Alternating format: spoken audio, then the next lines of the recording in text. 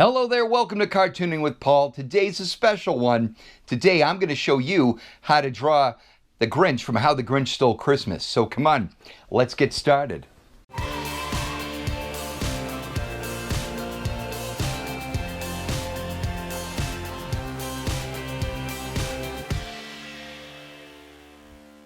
Alright guys, we're going to dive right into Chuck Jones's animated version of The Grinch from How the Grinch Stole Christmas. It's one of my favorites.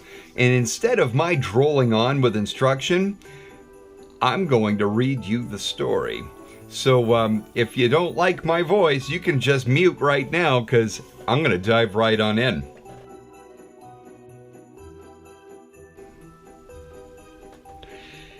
Every Who down in Whoville liked Christmas a lot, but the Grinch, who lived just north of Whoville, did not.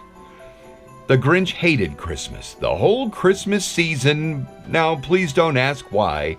No one quite knows the reason. It could be his head wasn't screwed on just right. It could be, perhaps, that his shoes were too tight. But I think that the most likely reason of all may have been that his heart was 2 sizes too small.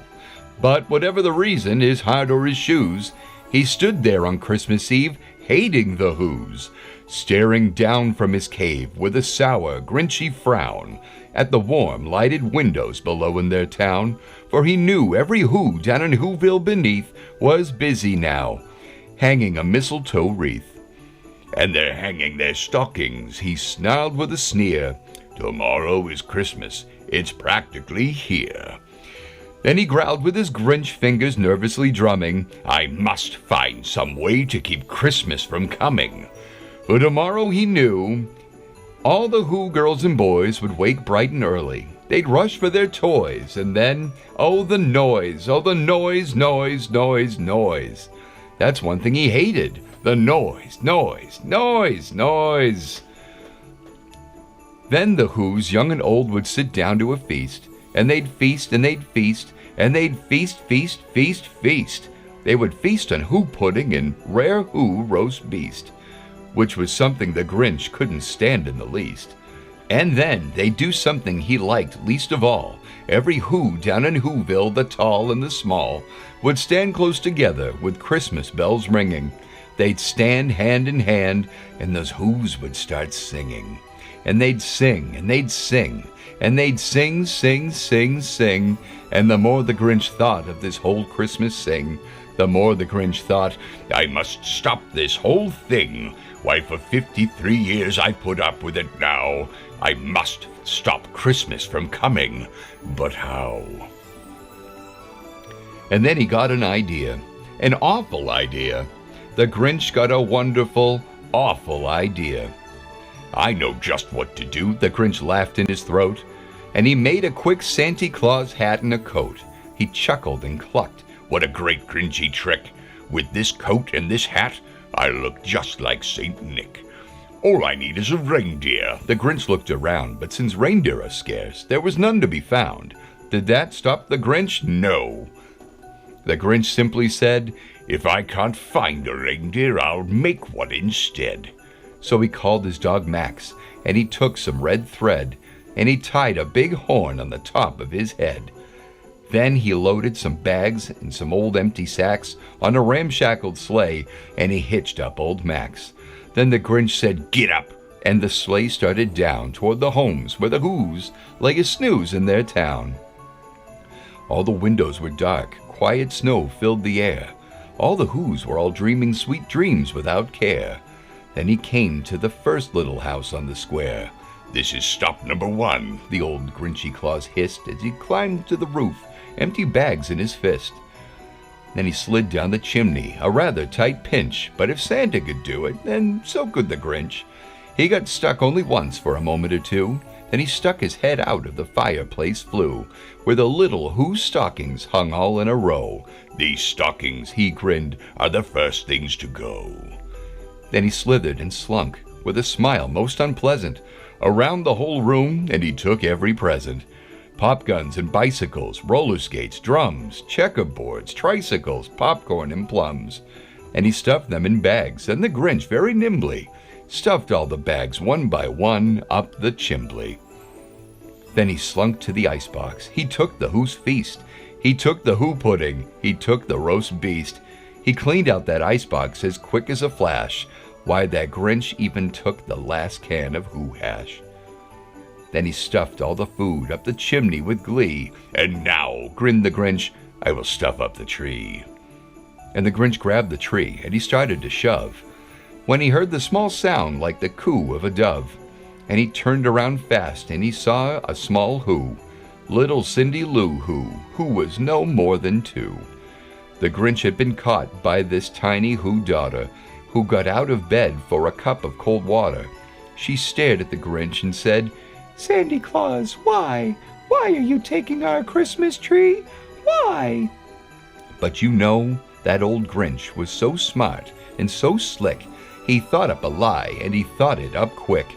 "Why, my sweet little tot," the fake Sandy Claus lied, "there's a light on this tree that won't light on one side, so I'm taking it home to my workshop, my dear. I'll fix it up there, and I'll bring it back here." And his fib fooled the child. Then he patted her head, and he got her a drink, and he sent her to bed. And when Cindy Lou Who went to bed with her cup, he went to the chimney and stuffed the tree up. Then the last thing he took was the log for their fire. Then he went up the chimney himself, the old liar. On the walls he left nothing but hooks and some wire. And the one speck of food that he left in the house was a crumb that was even too small for a mouse. Then he did the same thing to the other Who's houses, leaving crumbs much too small for the other Who's mouses.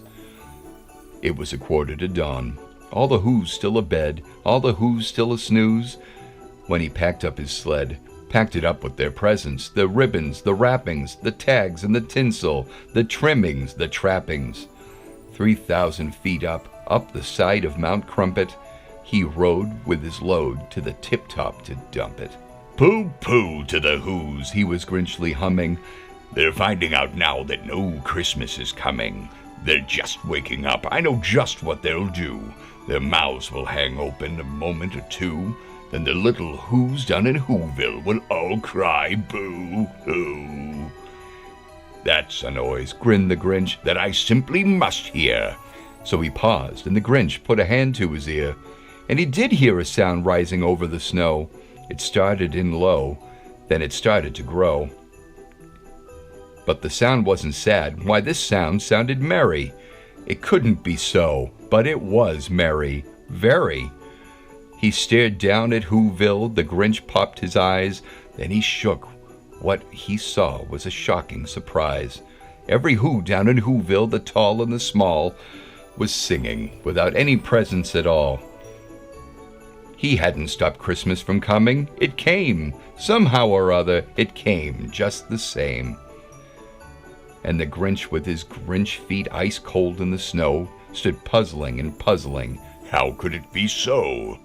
It came without ribbons. It came without tags.